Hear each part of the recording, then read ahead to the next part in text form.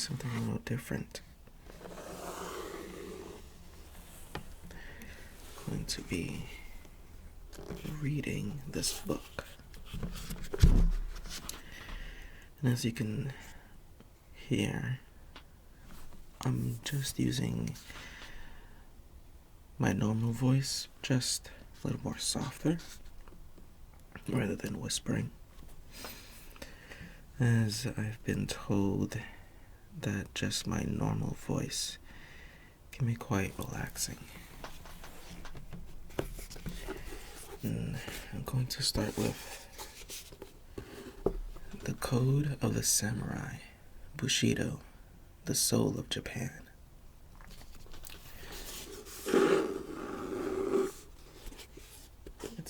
It's pretty nice looking.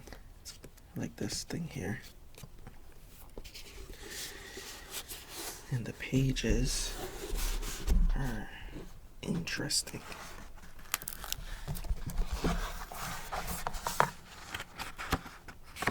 Because kind of open up a little bit like this. Don't know why, but it's kind of neat.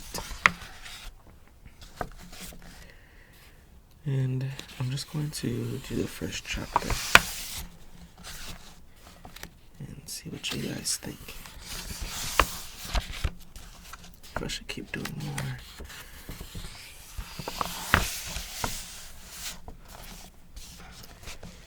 Here we go. Chapter 1. Bushido as an ethical system.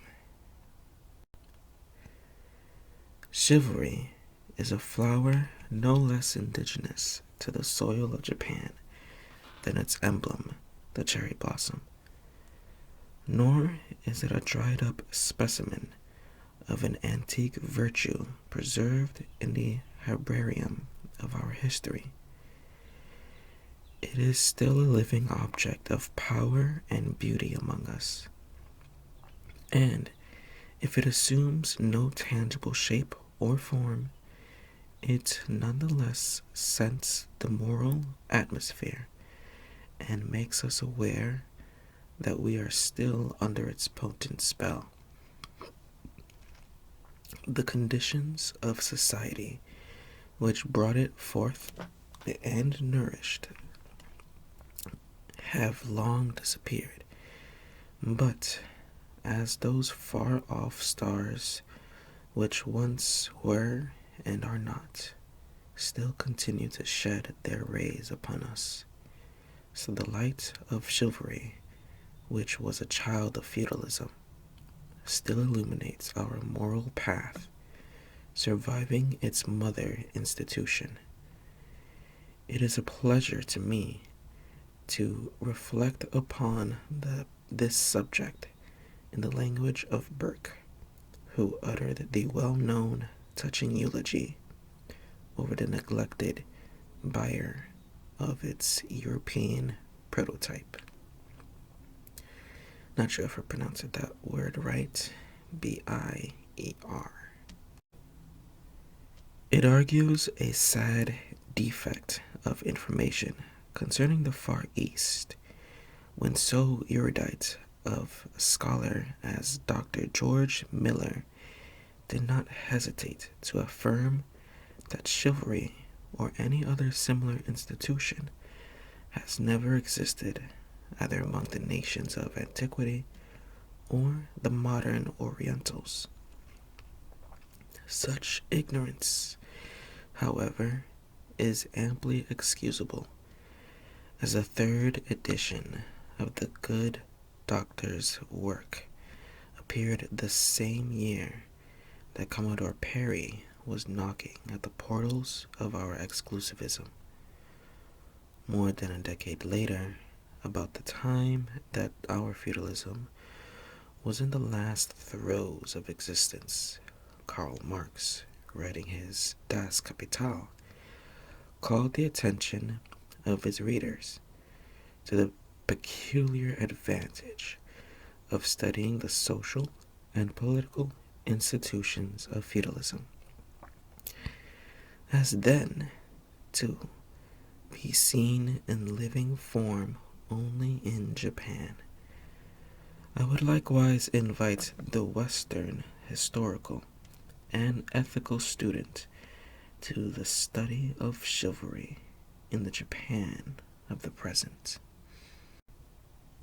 Enticing as is a historical disquisition on the comparison between European and Japanese feudalism and chivalry, it is not the purpose of this paper to enter into it at length.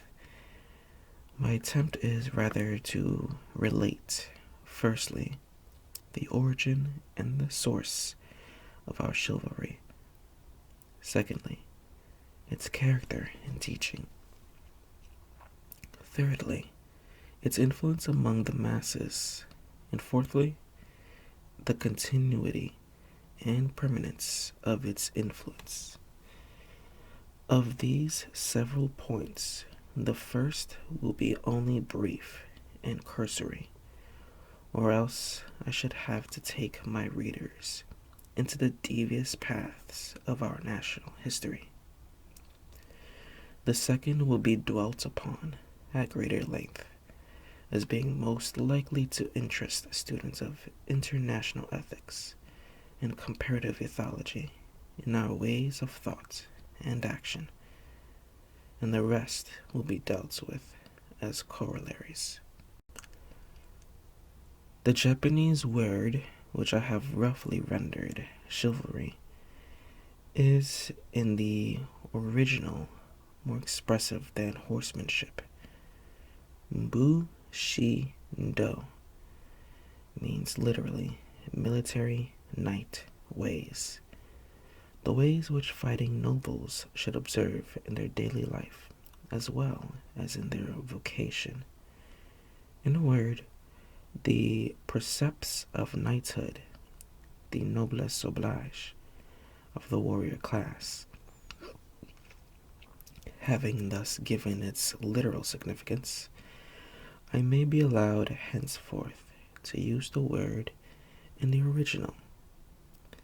The use of the original term is also advisable for this reason, that a teaching so circumscribed and unique, engendering a cast of mind and character so peculiar, so local, must wear the badge of its singularity on its face. Then some words have a national timbre so expressive of race, characteristics that the best of translators can do them but scant justice, not to say positive injustice and grievance.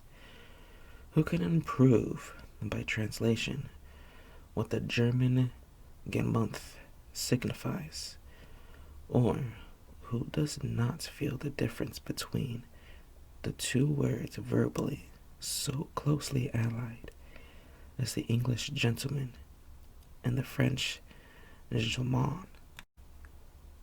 Bushido, then, is the code of moral principles which the knights were required or instructed to observe. It is not a written code. At best, it consists of a few maxims handed down from mouth to mouth, or coming from the pen of some well-known warrior or savant.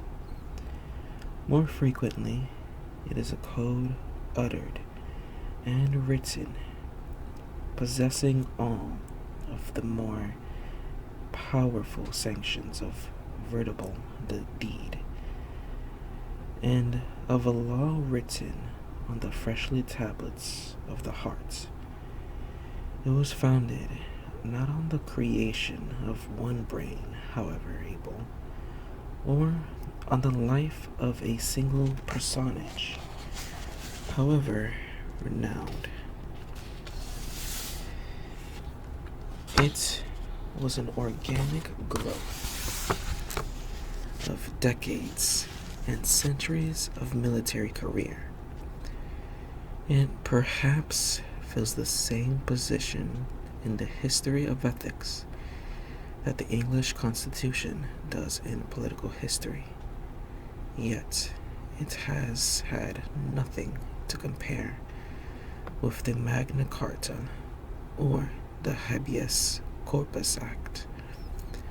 True, early in the 17th century, military status were promulgated, but their 13th short articles were taken up mostly with marriages, castles, leagues, etc., and didacted regulations were but meagerly touched upon.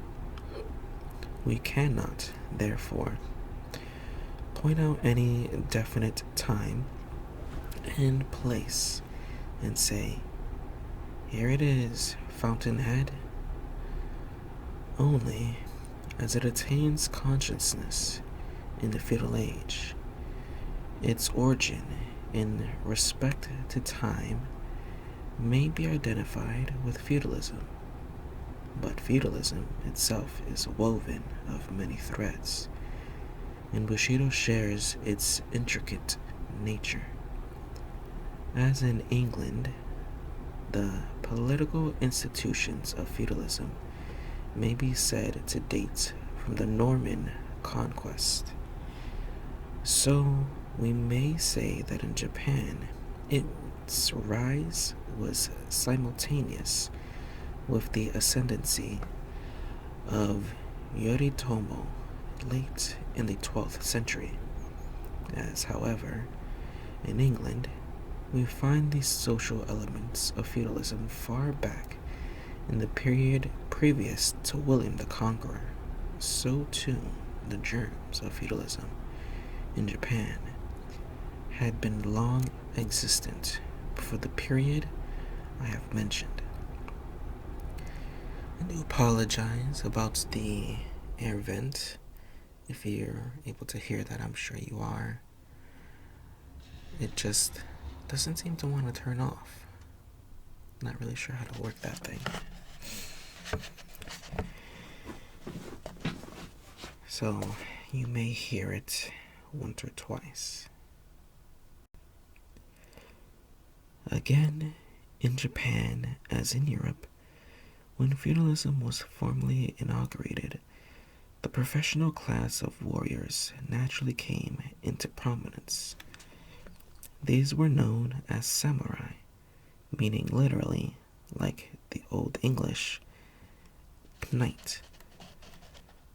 Guards or attendants, resembling in character the soldori, whom Caesar mentioned as existing in Aquitania, or the comitati, who, according to Tacitus, followed Germanic chiefs in his time, or, to take a still later parallel, the militets medii that one reads about in the history of medieval Europe.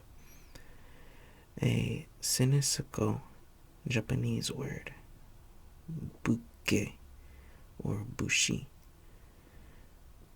was also adopted in common use. They were a privileged class and must originally have been a rough breed who made fighting their vocation. This class was naturally recruited in a long period of constant warfare from the manliest and the most adventurous, and all the while the process of elimination went on, the timid and the feeble being sorted out, and only a rude race, all masculine with brutish strength, to borrow Emerson's phrase, surviving to form families in the ranks of the samurai, coming to profess great honor and great privileges, and correspondingly great responsibilities. They soon felt the need of a common standard of behavior, especially as they were always on a belligerent footing and belonged to different clans, just as physicians limit competition among themselves by professional courtesy, just as lawyers sit in courts of honor in cases of violated etiquette, so must also warriors possess some resorts for final judgment on their misdemeanors. Fair play in fight. What fertile germs of morality lie in the primitive sense of savagery in childhood? Is it not the root of all military and civic virtues? We smile as if we had outgrown it at the boyish desire of the small Britisher Tom Brown to leave behind him the name of a fellow who never bullied a little boy or turned his back on a big one. And yet, who does not know that this desire is the cornerstone on which moral structures of mighty dimensions can be reared? May I not go even so far as to say that the gentlest and most peace-loving of religions endorse this aspiration. This desire of Tom's is the basis on which the greatness of England is largely built. And it will not take us long to discover that Bushido does not stand on a lesser pedestal. If fighting in itself, be it offensive or defensive, is a Quakers rightly testify, brutal and wrong, we can still say with Lessing, we know from what failings our virtue springs. Sneaks and cowards are epithets of the worst opprobrium of healthy, simple natures. Childhood begins life with these notions, and knighthood also. But as life grows larger and its relations many-sided, the early faith sects sanction from higher authority and more rational sources for its own justification, satisfaction, and development. If military interests had operated alone, without higher moral support, how far short of chivalry would the ideal of knighthood have fallen? In Europe, Christianity, interpreted with concessions convenient to chivalry, infused it nevertheless with spiritual data. Religion, war, and glory were the three souls of a perfect Christian knight, says Lamartine.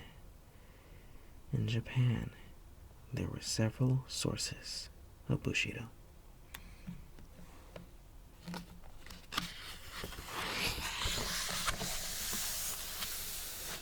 And that is the first chapter. Hope you guys enjoyed. Let me know what you think of just me reading the way I'm reading now, or if you'd like me to read it in a more whispered voice, or just a normal speaking voice, not lower pitched like this. And I apologize if I mispronounced any words.